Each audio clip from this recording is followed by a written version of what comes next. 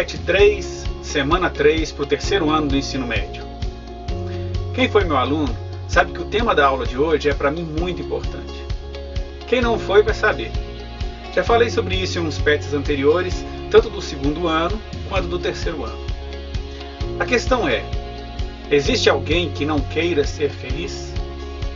Tenho certeza absoluta que você, não importando a sua condição, quer e deseja felicidade. Afinal, isso é uma coisa que nos separa dos demais animais. Nós vivemos em uma busca incessante pela felicidade. E o que nos distingue dos animais é que a felicidade é a nossa meta. Eles vivem o momento presente, como se não houvesse amanhã. É a felicidade do momento, do alimento, do afago, da brincadeira, do sono. Nós vivemos a do momento, algumas vezes, e vivemos a que ainda não chegou. É o desejo de felicidade, o desejo da felicidade futura. Os animais não pensam ou planejam amanhã. Se o fazem, fazem por instinto, não por planejamento racional como nós fazemos. E esse é o tema proposto no PET dessa semana. Vamos ao Aristóteles.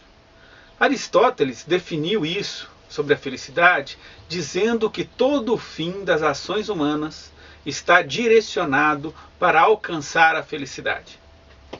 No texto do seu PET, que está aí nas páginas 111 e 112, você vai conhecer um pouquinho a base do pensamento do Aristóteles quanto à felicidade, e que isso define o que é bom para nós e para nossa sociedade ou governo.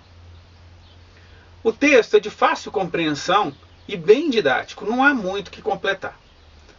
Você precisa saber uma coisa: aprender a contextualizar o pensamento de Aristóteles. Isso vai ampliar o seu entendimento de como ele pensa sobre a felicidade, sobre a ética e sobre a moral. E quem era o Aristóteles? Aristóteles era filho de Nicômaco, que é o mesmo nome do seu filho. Esse era um fato comum na sua época, hoje ainda em alguns lugares. Ele nasceu na cidade de Estagira. O seu pai era médico, mas lembre-se que ser médico no quarto século antes de Cristo praticamente não tem nada a ver com o que a gente entende por medicina hoje. Era um misto de curandeiro, místico, religioso e raizeiro. Cuidava de febres, doenças do jeito que podia. Era dentista, cuidava de doenças de pele, com pomadas e fórmulas bem duvidosas, para não dizer, às vezes, nojentas. Como nos dias de hoje, muitos filhos acompanhavam seus pais. E, como acompanham, terminam por aprender a mesma profissão. Assim foi com Aristóteles. Ele acompanhou seu pai e aprendeu a ver o mundo com uma estrutura funcional, ou seja, como é que o mundo funcionava, como é que o corpo funcionava. Ele enxergava tudo como uma máquina. E nós, como seres dentro de um universo, de causa e efeito, ação e reação. Aristóteles aprendeu a questionar e observar com muito cuidado. Tudo isso levou a ele a ser uma pessoa muito criteriosa. E abarcou isso dentro da sua filosofia, que foi desenvolvida mais com seu professor, o Platão. Dessa maneira, entender a ética aristotélica é entender que ela tem um fim. E esse fim é a felicidade. Mas não é uma felicidade a qualquer custo, tá? Pois ele aprendeu que todos nós queremos o bem.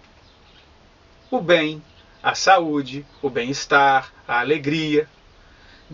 Assim, a ética aristotélica é aquela que, quando a gente alcança esses objetivos e os desfruta ou participa deles, isso ele chamava de sumo bem, a suma felicidade. Aristóteles, em sua experiência vivida e que foi transportada para a sua filosofia, percebeu uma coisa muito importante. Para ter felicidade, Não adiantava ter excesso, nem falta de alguma coisa. O excesso não proporcionava felicidade. Da mesma maneira a falta. Afinal, um exemplo. Quando eu estou com sede, não tem nada melhor do que um copo d'água. Mas, por exemplo, a água é muito bom. Num banho de mar, é excelente quando o sol está quente. Agora, ficar dentro d'água, sem poder sair, não é muito bom. Água demais não traz felicidade. Por isso, para o Aristóteles, nós temos que encontrar o equilíbrio. E a busca por esse equilíbrio, ele chama de virtude. Olha só que legal. Por isso Aristóteles diz que a felicidade se encontra no meio do caminho, no equilíbrio entre o excesso e a falta. Foi com esse pensamento que Aristóteles avançou um pouquinho. Ele avançou dentro de uma fórmula que é a moral e a ética. Como é que ele chegou lá? Ele disse o seguinte, que a moral e a ética devem estar a serviço da felicidade e devem ser buscados de forma virtuosa, ou seja, buscando sempre o sumo bem. Lembra que moral é o quê? É o conjunto de regras. Qualquer regra, social, pessoal, sexual, de um grupo, de um lugar, de um estado, tá? Ou seja, os valores morais podem mudar de lugar para lugar. Eles não são fixos. Tranquilo? Mas, e a ética? A ética é a forma de agir quando você considera os valores a que você está sujeito. De forma que você e aqueles que estão à sua volta conseguem alcançar uma felicidade de forma virtuosa, ou seja, uma felicidade que traz o bem, não só para você, mas para os outros também. Agora ficou fácil. Por quê? Ainda que os valores morais mudem, a ética sempre estará ligada à ação frente a esses valores morais. E ela vai estar visando o quê? Visando a felicidade. Não só a sua, mas a do seu meio, da sua família, do seu bairro, etc. Por Aristóteles, a concretização disso se dá onde? No Estado. Por quê? No governo tem a possibilidade de alcançar a felicidade para todos. Afinal de contas, não é ele que constrói as leis? Não é ele que constrói as leis a partir dos valores que a sociedade escolheu? E ele determina como é que isso vai funcionar. E esses valores morais estão dentro de uma virtude que engloba todas as pessoas. A ética do governo e de cada cidadão governado vai ser guiada, e o cidadão se guia para tomar atitudes que possibilitem chegar à felicidade. Agora, lembre-se que o Aristóteles vive na democracia ateniense, uma democracia participativa, que era um modelo para todos na época. E hoje é ainda uma utopia que a gente procura. Lembra que utopia é um sonho a ser alcançado, mas que às vezes nem sempre é possível. Por englobar todas as pessoas, Aristóteles termina por afirmar que a sociedade é superior ao indivíduo. Por quê? Porque ele considera o sumo bem, o bem maior, a busca pela felicidade para todos, e não somente para alguns. Como seria bom se fosse verdade? Pensa nisso. Agora que a gente ampliou a nossa compreensão sobre o pensamento de Aristóteles, sobre a ética, a moral e o governo, vamos encarar aí as atividades dessa semana 3 do PET número 3 para o terceiro ano do ensino médio. Questão número 1. Você tem primeiro aí um trecho do livro A Ética a Nicômaco, um livro que Aristóteles escreveu para o seu filho. Na verdade, isso é uma carta. Tá? O que diz aí?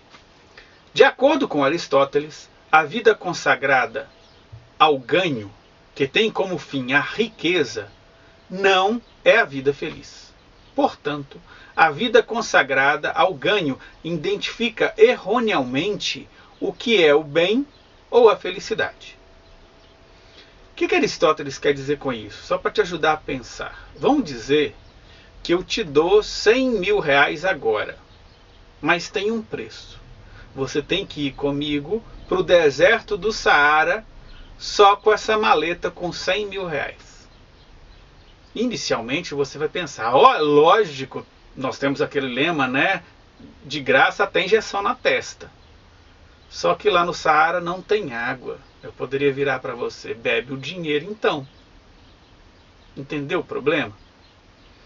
Com essa ideia, você tem aí 5 opções que, de acordo com a ideia, o que está sendo perguntado? Qual é a principal razão invocada por Aristóteles para rejeitar a vida que tem como fim último a riqueza?